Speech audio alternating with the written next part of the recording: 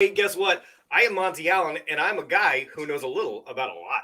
Yeah, and I am your ReCoop or something, right? Ladies and gentlemen, boys and girls of all ages, you're a day short. I'll go late. What? Oh man, I love it. I love That it. was a good one. You almost have my carnival barker routine down. Almost. Almost. I got to do better. I got to watch. I got to tune in more. All right, we are here. So Coop and I have combined forces again. It's been a while since Algo Fest, and we're lucky today. We're going to be joined by Bilal, huh? That's it. Yeah, thank you. It's awesome. I love to have you both. Like, you're the MVPs of YouTube for me. Like, so let's go. I'll take it. I'll take it. Cool. So Coop, what are we talking about today? Okay, so we're going to talk about fame, transitioning to a DAO, and so you're going to break that down for us. I was thinking, and I hope people aren't tired of hearing about this in spaces or whatever the situation is, but I'm curious. You just got back from Nigeria. It was just announced that you're going to be the CEO of the Authentium project. Oh, foundation. Sorry, it's early. I feel, by the way, real quick. Yeah, for me, it's 7 a.m. I feel like this live stream, it reminds me of my mother when she knew I was hungover. She would come into my bedroom like at 7 a.m. and start vacuuming. I feel like this is kind of that. Anyways, so I want to hear more about your trip real quick about Nigeria and your new position as the CEO of the Authentium DAO or foundation. Nigeria started with fame, really. Like, the first charity challenge was about food, and Kingsley was the first to participate with Potato Coin, the Potato Project. They created the token, and basically they brought a lot of, like, tons of potato to food banks in the US. So that was a great project, and they competed one against each other to earn the fame and from the community. So Kingsley won. But when I was working with Kingsley to set up the farm there, because he bought the land, we sent some members of the community like Alfonso and others, and Tane too. They sent some algos for Kingsley to buy the seeds, etc., to help out. Even though he lost his passphrase and he lost 1,000 algo, that was horrible. But he didn't get discouraged, and he still created the farm. And I told him at the time, it was in April, I will come to Nigeria as soon as the border opens. I will be there. So I really wanted to keep my words and to really do what I said. And so I wanted to go there anyways, like way before talking with Authentium. But then working with Kingsley, Phil got in touch with me very early in Fame Project. I never talked about it, but we've been working together for 7 months, more than 7 months on Authentium. That was early. Yeah, from the very beginning. And we worked a lot behind the scenes, because that's the Australian way of doing things, is they want to work a lot. And the project was started actually in 2019. So even before 2019, there was the first white paper of Authentium. So we got in touch. I met the team. We've been working a lot, and we're still working a lot. So when I came to Nigeria, it was to meet Kingsley and to build this water, the drilling, like 60 meters drilling, to bring clean water to the community there for him, but also for the farmers and the people, the kids, the families all around the farm, and also to work for Authentium. So it was like a double shot, kind of like this. And I'm very proud actually to have been chosen by Phil to become the CEO of the foundation, like Authentium Foundation. It's like Algorand. You have Authentium Incorporated. He's the CEO, he's the founder, and there is a foundation dedicated to help the farmers to get together and to bring funds and also education around farming. So I'm really focused on that. And that trip was to organize the farmers together. So basically what I did is I created and I joined 7 hubs I call them hubs for lack of better words. 7 hubs were in different regions of Nigeria where I went. And I've been planning that months ago before I go there. So farmers coming together with one local ambassador and one national ambassador to manage the different hubs and to help them get their products to the ports, to the airports, and to the lands. I like your ambassador program, and you and I have had several conversations about the ambassador breakdown and the overall structure. I don't think it's something we can go into too much depth here, but can you walk us through that step, like creating the ambassador program, how that process is going to work? Yeah, that's I've been observing Algorand ambassador programs from the beginning. I was one of the first ambassadors in Algorand, so it was very interesting to see what is the best solution. And for me, for Authentium, it's easier because it's a very grassroots work. So I need literally farmers and people that are well connected to farmers on the ground, leading the hubs. And I have actually leaders of unions there, which is amazing. And people that really masters technology, internet, all the tools that we use, so they can help the farmers that don't even have internet on the ground. So those are the local farmers, local ambassadors. And we need a kind of academic stature, someone that can really understand the whole demographics of his country. And I have Basil, which he has been with me during the whole trip, and we've been working together for many months now. So he's a researcher, so he really knows about the distribution, the economics of the country, the roads, the infrastructure. So we need someone like this that has this academic background that can really understand the country as a whole and connected to politics. So that's Basil. And we need also, and that will be a more open position, like online ambassadors, like we used to be in Algorand ecosystem. We basically just did online. So that's the third category. So there is really the grassroots work, the national work, and the online work. And this model will be reproduced in all countries in the world. Nigeria is the first, then Colombia, India, and then we will go for 200 countries. Wow. So those are the first 3 countries you're focused on. Yeah. Yeah. Great.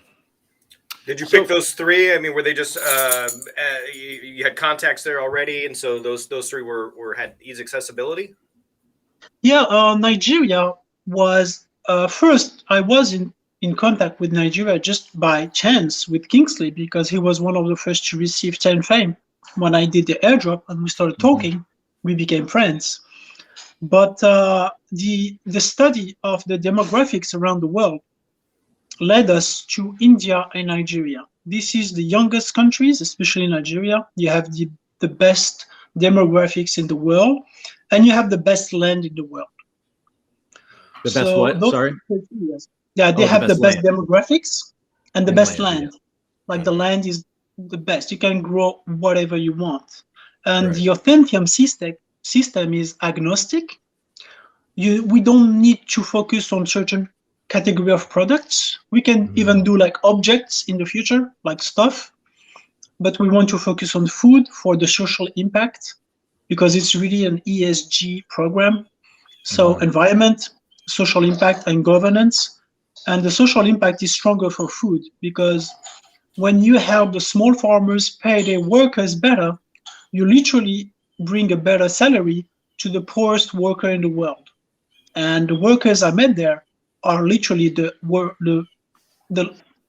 poorest worker globally. $2 a day, $1.50 a day.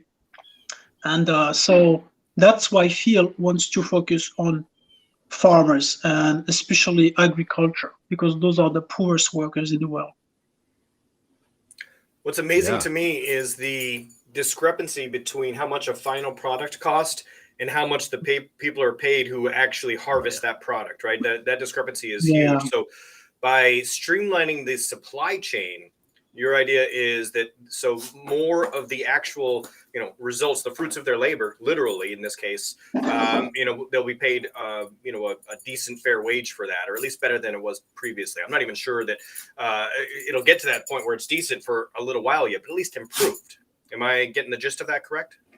Yeah, you're totally right. It's shocking because doing my research, I couldn't believe the numbers, so I had to meet with the farmers to ask them, literally, how much did they sell the last ton of cassava or corn? Mm-hmm. And what I found out, it's literally 1% of the final price. Yeah, because in France we have the market, and I can see the price here. Right. Well, and isn't that there? I don't know a lot about this, so maybe you guys do, maybe none of us do. But doesn't that have something to do with futures contracts? And there's like just there's a whole bunch of manipulation that happens with a lot of these commodities. And no. Yeah. There are different levels, but I'm talking about the very basic supply chain distribution, the most basic one. Not even the CME and the Chicago Mercantile exchange playing with futures. Not even that. Like just the distribution from Lagos port to France or London, straight to the storage facilities here around Paris. And if you want to buy this exact same ton, you will pay 100 times the price or 80 times the price. So what I want to do is to bring the farmers together in the hubs to make them organize the distribution from their hubs to the port. And then I'm trying to have deals here in France because it's a French company, ReCoop, who controls all the exportation from Africa. They have the monopoly on distribution.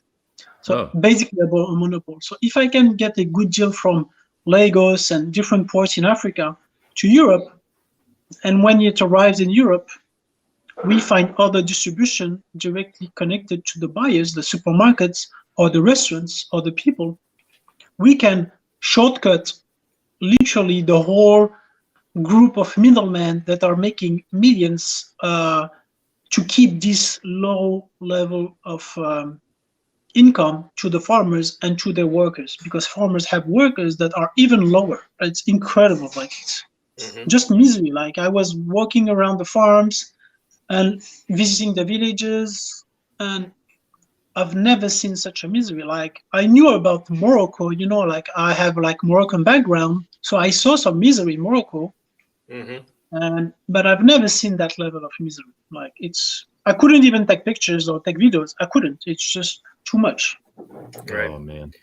So I think we should extrapolate or back up for just a second, because we've talked about two subjects. We've kind of blended the fame and the Authentium conversation a little bit. And I think we should clarify, because these are two distinct entities, even though some of their missions and their ideas are very, very similar, and you're involved with both. So let's back up for a second. Let's just focus in on fame for the next few minutes here. And let's describe that one. And why is that different from Authentium? And what are the main differences there? Yeah, fame, as you know, it was basically I just wanted to reward the OGs of Algorand, like people doing research, like CB Moore, like all the group that have been doing research, like you, Monty, you were here, Daniel's a bit later, but still there is a huge community, and I thought, why not create a token to just reward ourselves? And then I thought this token, when I distributed the 700 to 700 members, I just didn't find any real Algo fam member. It was just 700 people on Twitter. So I stopped, and then I thought about the 3,000 left. How should I distribute it? And I thought, let's make it valuable by being earned and not just given or bought. That's how I came up with the challenges, like art challenges, like the logo. It was an artist, and there was a huge competition. Actually, there were 10 people proposed different type of logos, and at the final was pretty tight, like four type of logos. I still have them. I like the other one too. Yeah. But this one won, and now it's mainstream. And also I thought, let's do for 12 type of arts. Each month will bring a new type of art to raise culture and to raise awareness about creativity. And also for charity, the same. There are 12 ways to help others. There are at least 12 ways. And I wanted to just to remind the people that there are 12 ways to help the community, the people around us. There's not only one way. So that's why 12 type of arts and 12 type of charity, one per month. If people wanted to get involved with that, where would they go to learn more information and get more involved there? Yeah, actually the Discord is the best place for now, because we are getting our own app ready. It's already like functioning. Okay. So, but we wanted to make it perfect. So when the community comes in the app, everything is in. The voting, the live streaming, like we are doing now. We will be able to do live stream events, calls for farmers also to connect together easily, because some farmers can't write and read. So they need to talk like face to face to understand each other. So the app is ready, and Emmanuel is a Nigerian developer, very talented. He has been working like his ass off, like so hard, with Kingsley, not Kingsley the farmer, but another Kingsley, who is also an engineer architect. So they've been working together very hard, and I think they have now, I have it in my phone actually, like I don't know if I can do a demo. I don't know if I can do in this app here. Maybe next time I will show you, but I can send you screenshots. So the app is ready. And what this app will allow the community to do is to not need any other platform that is centralized, that is costly, that is, I don't know, like Twitter was banned. That's how I come up with this idea. Let's have our own platform that no government can ban. So now if they want to ban our Fame app, it will be very, very difficult, because Emmanuel and Kingsley are controlling everything there from Nigeria, where no one knows where they are. Like no one controls anything there. So I'm pretty safe, yeah. So, and we can decentralize it slowly. And so, so we're here also to talk about Fame transitioning to a DAO. So what are your ideas? I mean, I think you kind of touched on a little of that, but what are your ideas on how that's going to work, how you want to implement that, what the time frame, what the roadmap looks like for that? Yeah, basically the roadmap is very simple. The 2 challenges per month, for instance, on January, we have the challenge for land art and fight against cancer. So what I'm trying to do is to have for each month 2 elections. One for the art minister, like the land art, who will be our land art minister, and he will receive fame in a regular, or we can decide, like the community will decide everything, but we can either send him his fame after his months, or we can fractionalize it during the whole year and give him a portion every month. That's the community. I will put that to vote. But basically, we will have 2 elections per month. So the January, you just need to go to the Discord and to put yourself, like to just add yourself, like start your campaign basically on the month of January. I want to become a minister to fight cancer. And we have candidates already. And we will vote. Let's say there are 4 candidates. We will vote with the usual A, B, C, D wallets of fame. And the one who receives the most fame will be elected. And we will go through the 12 months during all 2022. That's the first section. That's the easiest to do. And that's what we're going to do. So I don't need to manage the challenges. There will be 1 minister per challenge. And his job is to organize a good challenge every year. Got it. And it'll be a recurring thing on that particular month. So if I wanted to be the cancer ambassador or whatever for January, I would do something in January, and then the following January I'd be back up. Exactly. For 2 years. and then we can run other elections. Right. But I will post many votes just on Twitter for the community to decide, because we can have, I created different models. I created a model with a president and 24 ministers and one media, could be one of you, to be elected by the community, and one dev that can be Emmanuel to start, and then they can be elected. So basically, I want everybody to be elected, and the president would be elected. It won't be me, and we can all be fired. So the community can put a proposition, and when they put a proposition, the ministers review it, and they have a multi-sig wallet to decide if we put this vote, this referendum, or this vote to the community. And the decision of the community, the ministers have to apply it. Right. And so basically to give all the power to the community for the distribution of the rest. And they can even change the rules. They can change the salaries. They can completely... it's self-sovereign. They can do whatever they want. Yeah, they can delete the position. They can reduce the number of ministers. They can do whatever they want. But every decision has a price. So they have to put some fame to like a stake to put some important votes. So if they want to change the whole constitution, it would be 1,000 fame. If they want to remove a position, it would be 100 fame. And if the decision passes, they get 50% back.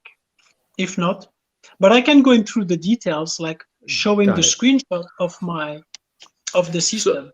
So just so I understand, and then so you kind of address like double voting and stuff like that by making there be a cost. You have to spend fame in order to participate, and then if you want to make a drastic change, then you have to put up a significant amount of fame.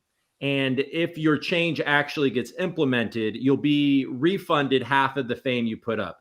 But if it loses, you lose everything that you put up. Yeah. Well, there you go. So you have to be very passionate about what it is that if you want to make a major change. And you have to bring the people together. You have to first create a community that agrees that we want a new constitution. So you create your own wallet. You create one wallet that has this particular fund, and this fund is blocked. And so when you vote, there is a commitment into it, like very heavy commitment. And if it passes, like you can even create a new formal constitution that I haven't thought about. But if you like the system I proposed at the beginning, you can just run by the system.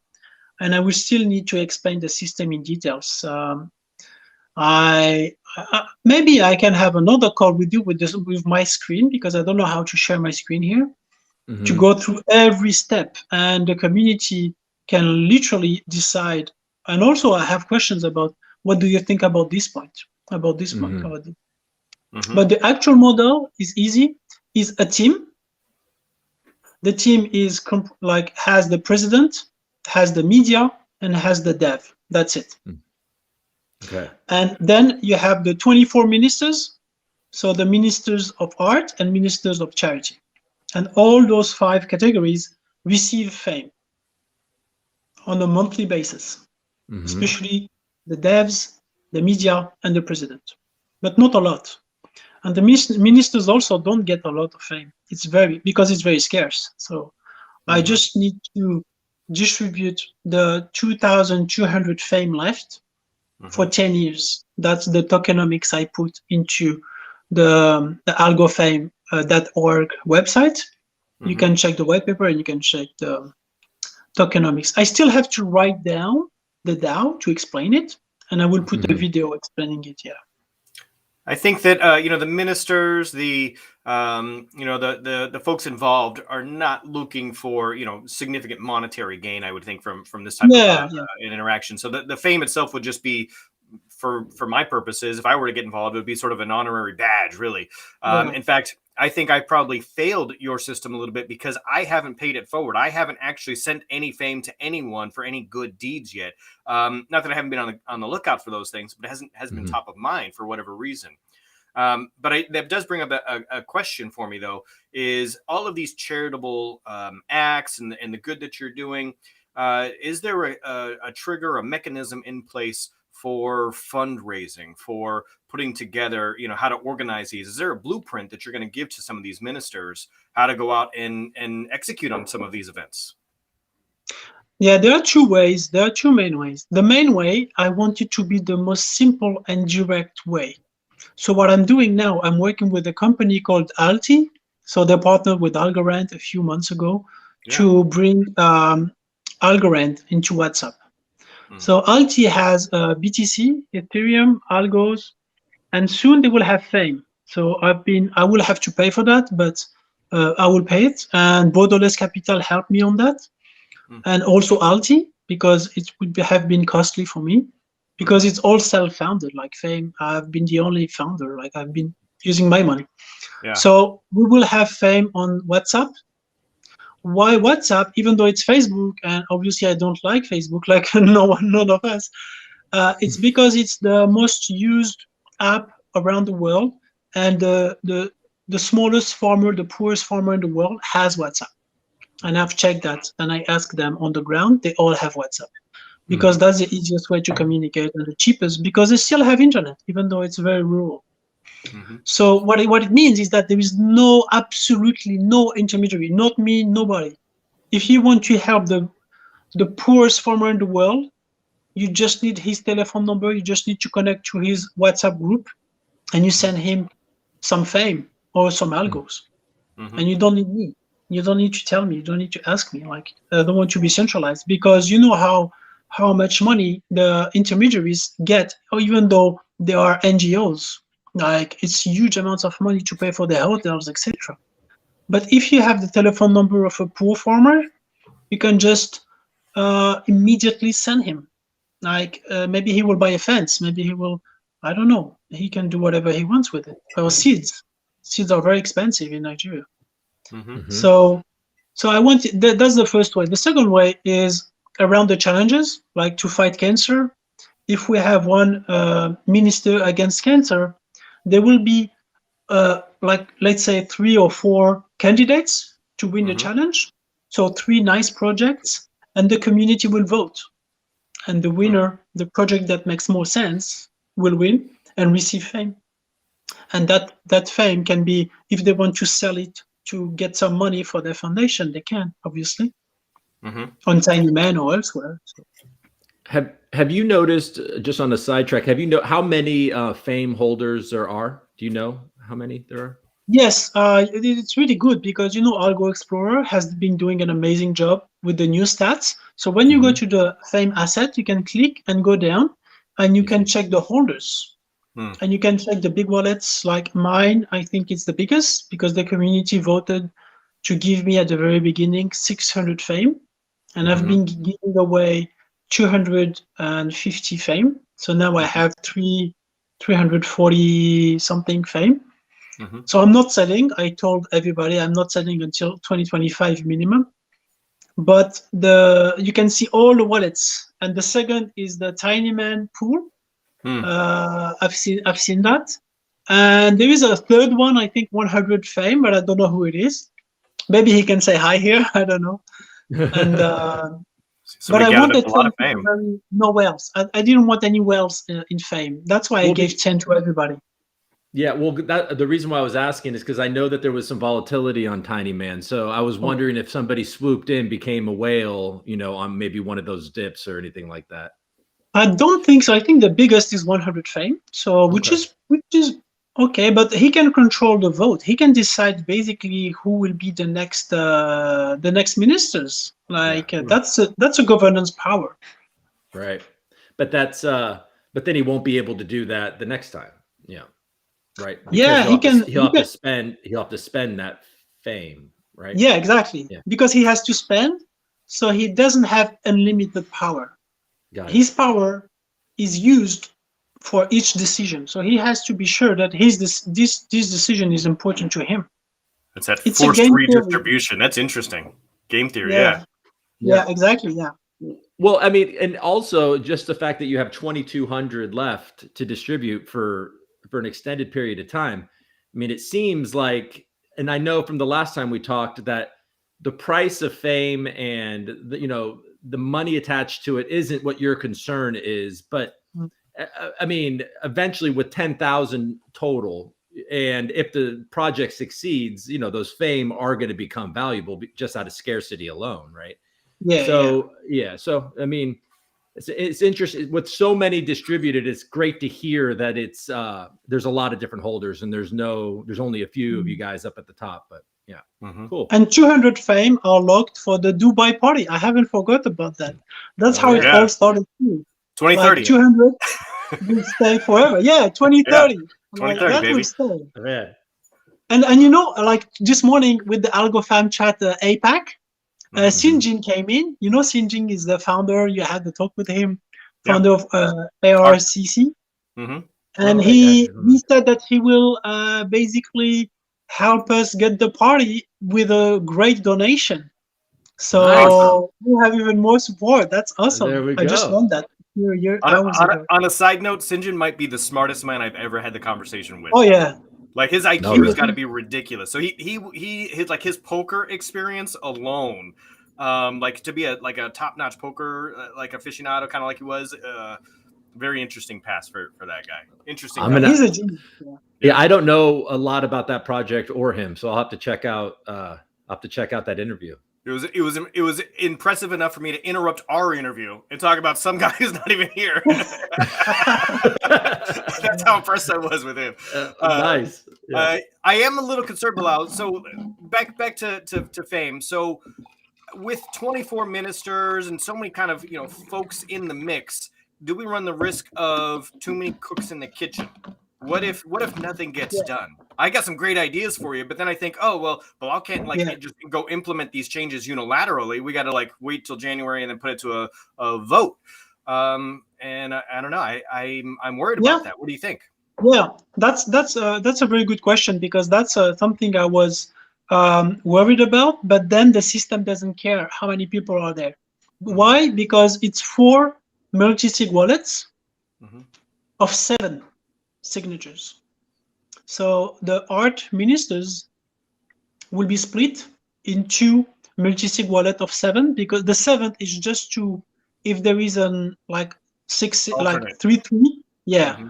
So the 7th is the president. That's why it's important to have a president. He doesn't have any power. It's just to not stuck the voting. So the president will be on each multi-sig, on each of the 4 multi-sig.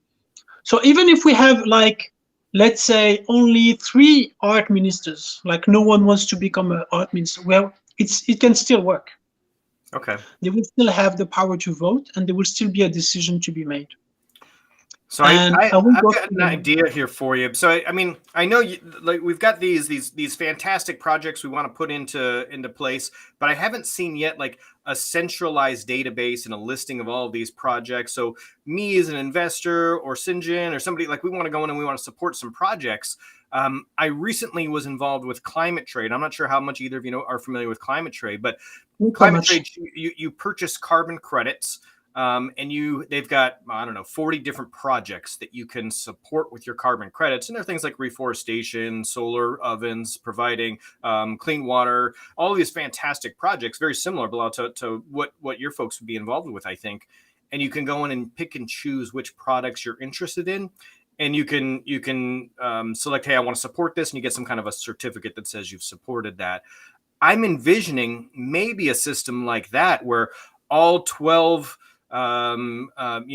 ministers or 24 go in and they list their projects in there. So there's a centralized database, and then somebody can go in and say, okay, I want to join Fame, but I want to join this group this month, and next month I want to join the artists group, or next group I want to that, and they can kind of bounce around, but they're all still within that same ecosystem. And then we can partner with, various NFT artists or fundraisers or something. So, for instance, my next NFT series, the proceeds are going to Climate Trade. So, literally, the community gets to vote which project they want to support when they purchase some of our NFTs. What if Coop and I decided, hey, we want to release an NFT series, and we want to support Fame. We put it to a vote, and the community goes to the Fame site and chooses the projects.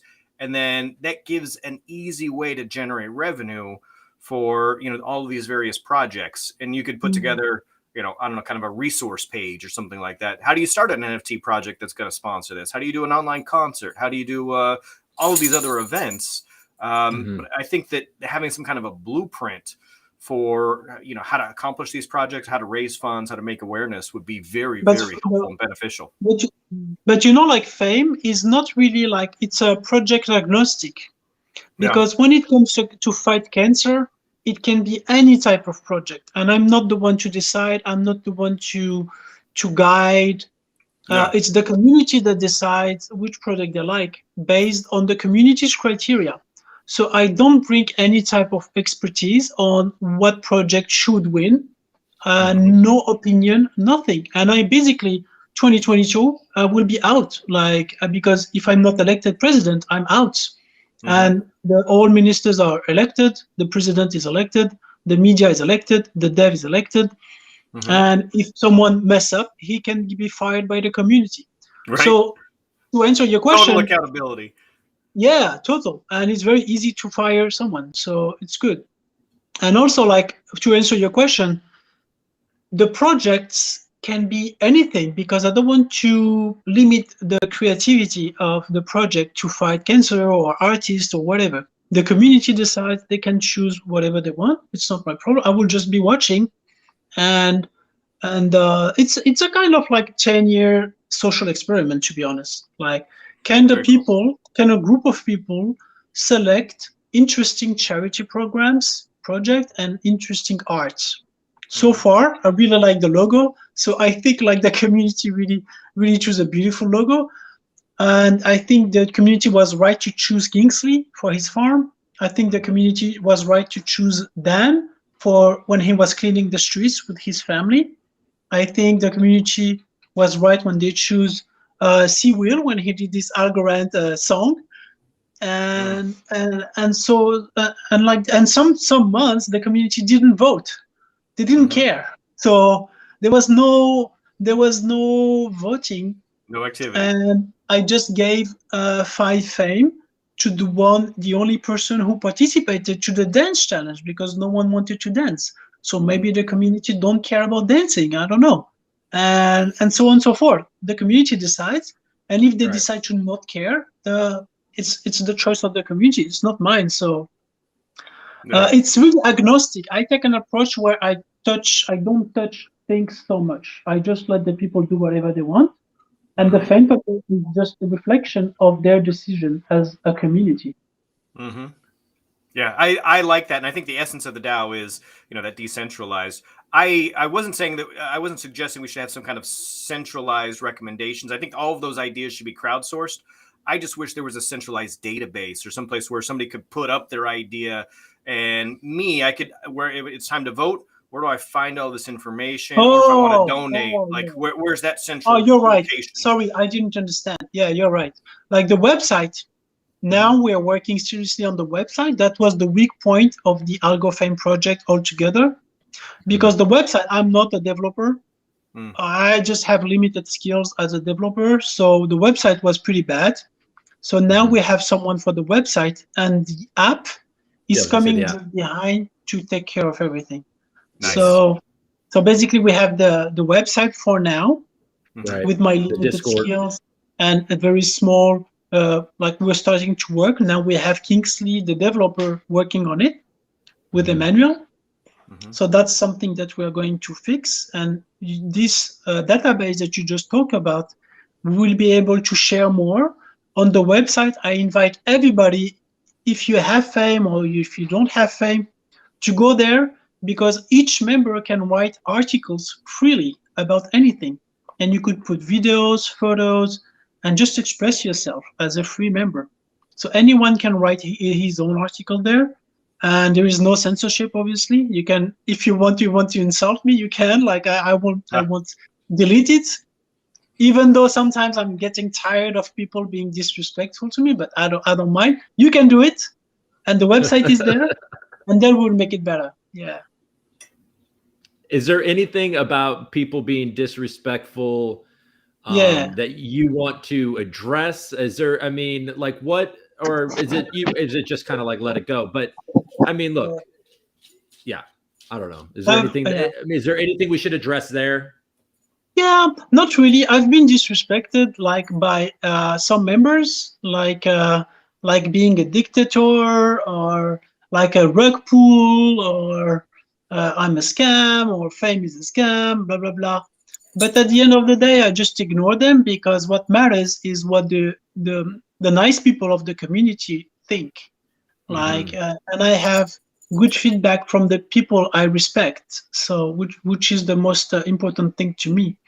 So if someone wants to insult me, he can basically. I will just block him on Twitter. I blocked, I think, 3 or 4 guys, and they've been saying like I'm a dictator because I block people. But of course, you're insulting me, so I block you. I don't need any how we say, I don't need any more bad vibes. No, you don't need to sign into Twitter and just be like, it's always bad, you know, or negative. It's like, and then all your focus is on the negativity rather than all these cool things that you're trying to do. And literally, I didn't have big problems really. Like I just had 3 people, 4. That's it. Like I can even list them. I have them in my head. Like, like there was this Bobby and this Scribble Project and Bobby, and I forgot the other ones. Those people don't tend to last very long. They get tired of their own stuff, I think. Yeah, I think so. Yeah. All right. Well, go ahead, Coop. I was just going to say, as we're kind of, I think, winding down a little bit, is the things that people can do right now is join the Discord, which Monty or the KryptoNurd, he put that into the comments, which is fantastic. And then we'll be waiting for the app. Go check out the website. On the website. Yeah, on the website. The website would be nice, because I would love to hear from the community for the people to write their own articles about whatever they want, any subject. Like you have an opinion about anything, the governance, about fame, about anything, about like the project, like that's Monty's questions, like the project that will compete. I will create like web pages for them, so we will be able to read a synopsis of each project. So we will vote based on more data. We will have more information about each project each month. But that's the work of the minister. He will be in charge. He will be an administrator on the website, and they will have particular status. Yeah. That's the algofame.org? Yes, algofame.org. That's the website. And I invite everybody to create an account and to write articles. And even the one who wants to say some bad things about me, join in and explain yourself, and I will be happy to read it. I have one more question. I'm a little curious about it. So you're in Nigeria recently. You were there for what, 2 weeks? Yeah, a little bit more than 2 weeks. Yeah. A little more than 2 weeks. So what was you're talking to farmers, and I'm sure you're talking to not the most wealthy people in the world, and there's a lot of poverty, and there's a lot of beauty, and there's everything there, which I can't even imagine. I've never been to Africa, but what was your sense of the awareness? I know you're going in certain circles. I mean, you're coming as fame from the Algorand ecosystem, but what was your sense of the awareness of cryptocurrency in general in Nigeria? Like, are people? It's huge. Yeah, that's what huge. I thought. Like literally huge, because that's the country that uses Bitcoin the most, probably second or third in the world. Yeah, it's huge because the Naira has been a disaster for 20 years. Yeah. The inflation is crazy. Like this year is 17% this year. But I've been talking to people, like 100 Naira. Oh, actually, I can show you. Wait, let me show you a bill. Okay. I still have some. Fluctuating a lot. I forgot to drop them. The Naira's got more volatility than Yieldly. Yeah. Oh yeah, it's insane. Wait, let me show you. I have a bill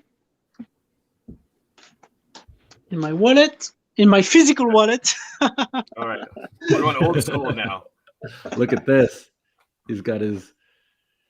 I have a physical wallet still, and I saw one of your videos. You were in a cab ride with someone, and you were talking to someone, and they said, "Well, exactly, money, I used to live on for 2 months or something. Now we'll buy a cup of coffee." Oh man. So this is 1,000 naira. Okay. So they don't have a bigger bill in the country. Because with that bill, you could live 3 weeks in 2000. So this bill would allow you to live 3 weeks, and I have had many people confirming this information. Right. And then when I wanted to buy an egg, like an omelette at the hotel, that was the price for 2 eggs, and it was disgusting, to be honest. Oh, it's insane. But in their defense, I don't think I've ever met a Frenchman that like respected anybody's egg preparation outside of France. So I'd like to come to the defense of that Nigerian hotel. But anyway, okay. But you know, they do what they can, because oil prices are crazy. Like even water, like, you know, there with Kingsley, the farmer, I was like, we were looking for water and we couldn't find bottled water. So we need to buy, they call it sachet water. So it's basically water in a plastic, like it's really unhealthy because the plastic goes into the water, it mixes a little bit, the water has a flavor. So I've been drinking that because I had no choice. But even that, it's still expensive. You still have to pay for that. And it's very expensive. It's basically a glass of water. And the people are struggling so much, but they are not even aware how bad the inflation is. But the people who went to school and university, because they still have good universities and good students, and the pressure for kids to study is very high, because your parents sacrifice so much to send you to school. You're not joking there. You're really listening to the teachers. So they work very hard, and that's why we have brilliant minds from Nigeria. That's why I choose Kingsley, the developer, and Emmanuel, the developer, to build a Fame app, because they are super talented. They are geniuses there. Right. Actually, many projects on the Algorand ecosystem are using those brains from Nigerian, because they are the best, the fastest, and also the cheapest compared to maybe Australians or French, but still they are geniuses. And those the pressure on school, the youth understands that they need to go to crypto, and you have crypto everywhere in Nigeria. Like you can go to the smallest shop and they will accept Bitcoin, which is insane, because they have to wait 3 hours for the transaction to come in, because they don't pay the fees. So, and you have like ads. I posted a photo of ads like for crypto. Like even the priests, they have their own crypto. Like the I don't know, like the churchmen, like it's insane. Like everybody uses crypto. So that's why I went there with Algomint. Like I've talked at Algomint that I will present Algomint to Abuja University. That's what I did. And we talked about how GoBTC would be so much better for everybody in Nigeria, because it's a 4-second transaction instead of 2 hours. Right. And basically, and GoBTC and El Salvador is anywhere that wants to, adopt Bitcoin, it would make a lot of sense. Changes everything. It's incredible. Yeah. Well, and then what about, are they using Lightning Network in Nigeria, or is it just like a classic wallet? Just classic. Yeah. Just classic. Interesting. And you have the e-Naira too. Now the government introduced the e-Naira. I think it's on Hyperledger. So it's basically fiat money in like a centralized database. It's not really a blockchain. It's not even on a public permissionless blockchain. It's just a way for them, because they cannot print paper, because paper now has become more expensive than this is 500. So they cannot print. So they can print easily. They can mint easily on Hyperledger than paper. Right. So it's basically to make inflation even worse than what it is now. So it's a bigger disaster, and they understand that. Everyone I talk to, I asked them about the e-Naira. They said, no, I don't touch this shit. I don't want to get involved with that. I don't want it. Even though the cash is horrible, because when you go to the ATM, I couldn't withdraw more than 10,000 or 20,000, which is insane. Like it's $20 or $30. Wow. Well, yeah, and I mean, what was I going to say? Never mind. Moving on. Yeah, it's early. Yeah, no, the but situation there is horrible, and the pressure, the banks are so horrible. I couldn't pay my hotel, for instance, because nothing works. Like, you cannot withdraw cash. You try to pay with your card, the POS doesn't even accept international cards. Wow. So I tried like 3 cards, doesn't work. ATM doesn't work. I just asked them to take the money from online, like from a bank transfer, because it's horrible. So crypto changes everything, like everything. Well, and then, I think a lot of people look at Bitcoin and they think, oh, it's so volatile. And there's definite volatility. It was at 64, fell down to 28. But if you look at the world and, Nigeria looks at Bitcoin as a stable currency, even with that volatility compared to, I mean, come on, that bill you just showed us 20 years ago paid for you to live 3 weeks or whatever you said. And now it can buy you 2 gross eggs at your Western hotel, but literally. Yeah. And they know about stablecoin too. They use USDT. Okay. They're not stupid. Like, everybody knows how to use USDT. Yeah. They know Binance. They know decentralized exchanges. Now they're using TinyMan. Like, the people that are connected to Algorand, they know TinyMan.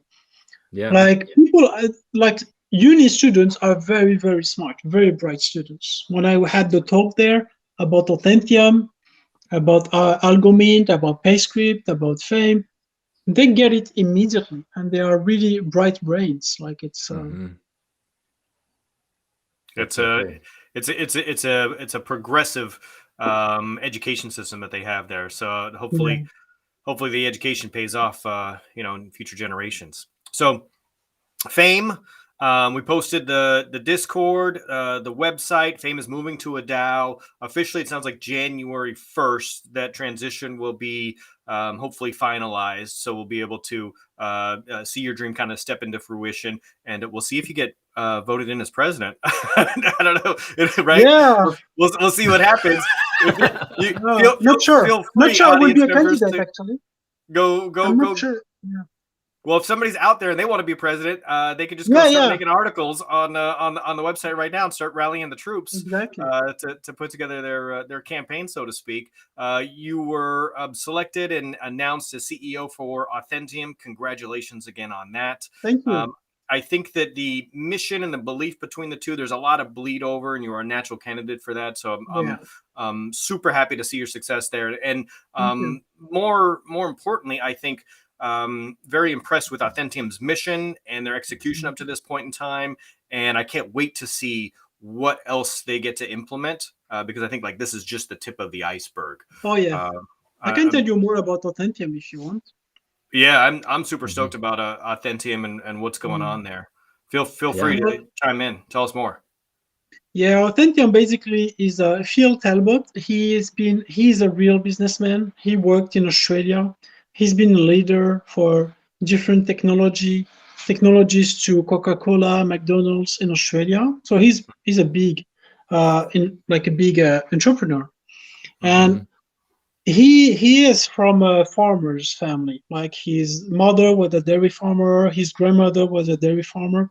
So he knows this well, and he knows how bad farmers have been treated since antiquity, literally.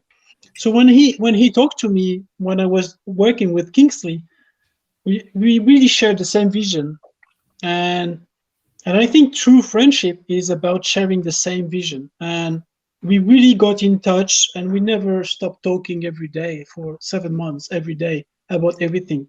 And what happened is that we realized that since antiquity time, as a philosophy teacher, I need to study antiquity to really understand the basics and the birth of philosophy.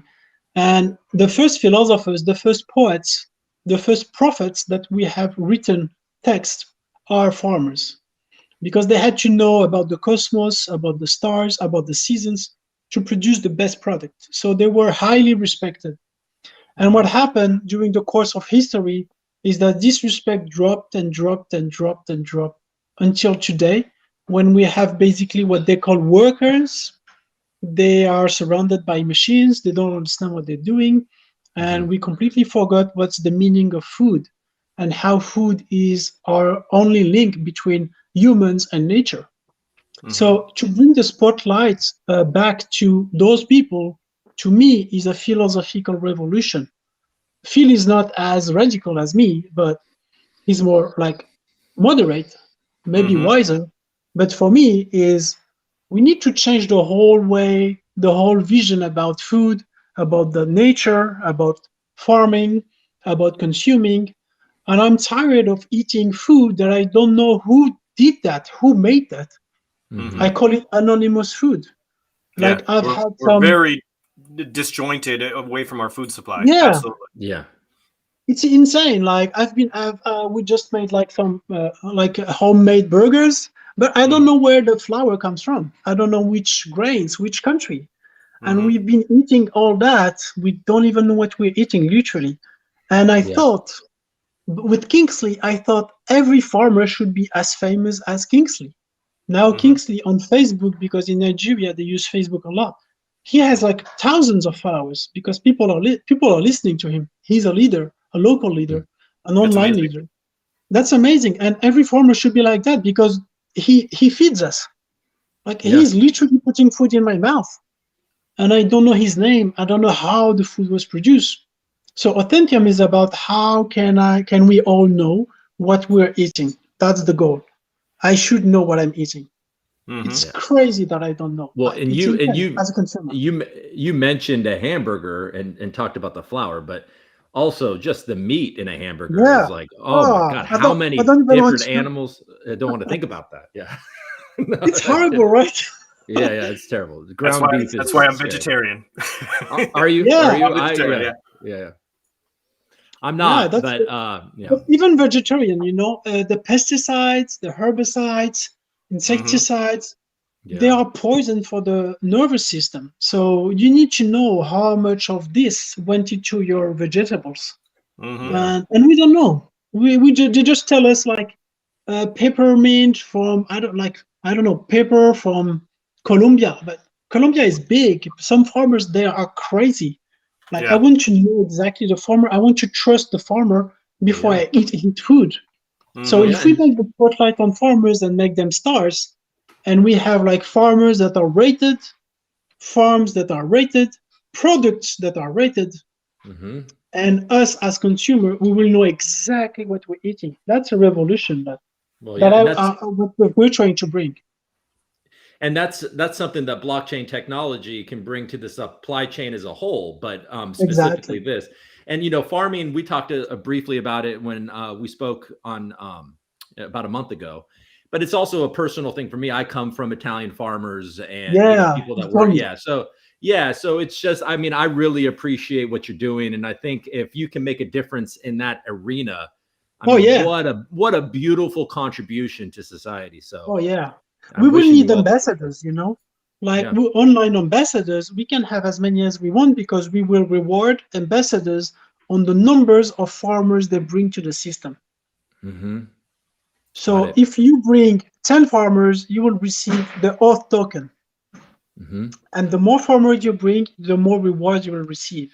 So we really want to make the good incentives for the community of farmers and the community helping and supporting the farmers as big as we can. And I'm literally not sleeping I'm working on that every minute of my time, because we can really change the way we eat, the way farmers live, because that's the misery. Like the real misery comes from the people that are working for farmers. The poorest people in the world are working, but they are working for less than like $1 a day. And I've talked to them, like, this 1,000 bill, that's the salary per day. It's not even $2. So I've seen, like Kingsley, literally, we had the talk about his workers, and I told him how much. He told me, I asked the worker himself, how much do you get paid per day? And he told me 1,400 naira per day. And I've never seen someone work as hard in my life. Never. And he's strong like a horse. Like $140 essentially. Oh yeah. US. Okay. Oof. Yeah.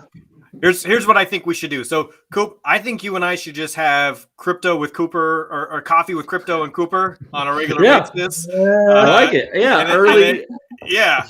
Right. I'll get my coffee. You get your coffee, and then we'll have Bilal back on as his, his official role as Authentium CEO, and we should just make this a thing. Let's do it. I'm into it. We'll have to organize that. You may have just inspired a new collaboration here, Bilal. I like it. Awesome. Yeah, like bright and early. Yeah, you guys. I feel like I lose. Come together. Hmm? Oh, Decipher. Bilal, did you get clearance for Decipher? No, I'm not fully vaccinated. I was in Nigeria. I was just starting with tests, like instead of the vaccine. I just thought the thing would disappear and I would need the vaccine. But now I don't have the time to get 2 shots. And 1 shot, I still need 15 days. So I will not be able to go to Miami. I'm so disappointed about it. You can't go get the shot today in 15 days. It's the 29th. It'll be good. Yeah, but in France, they don't do the Johnson & Johnson 1 shot. I would need to go to Portugal. But even there, I'm not sure I can get an appointment. Isn't there? There's another one. There's like AstraZeneca or something. Isn't that a single shot? I don't know. I think it's 2 shots, AstraZeneca. I don't know. Yeah. Coop, are you making it? I'm not. Oh no. I know. I'm upset about it. I'm upset. I couldn't quite swing it this year. I did the virtual package where they'll send me something, so at least I can like lie about it and pretend that I came. I will give you both shout outs. So I have been selected. I will be doing the emceeing, the hosting for the virtual audience via the light box. I think is what they're calling it. So I'll be on stage with a bunch of folks. It'll be really cool. Good for you. Coop, next year you got to be there with me. We can co-host. I hope so. So well, that's so cool. I can't wait to watch. It'll be fun. So I will give you both shout outs and wish you were there. But maybe next time. All right. I think we should wrap up here. We got about an hour. These things. It's easy to just keep talking about this. That's what we got to do it on a regular basis. Yeah, awesome. For sure. All right, gentlemen. Well, thanks to everybody for watching. It's there's like just never enough time to get through everything, but hopefully we've given some valuable information here, huh? Any other last words from either of you? How about you, Bilal? Just connect to the Telegram channel of Authentium Fame and go create an account on algofame.org to share your ideas and talk soon, my friends. All right. Thank you, everyone. Happy Sunday, everyone.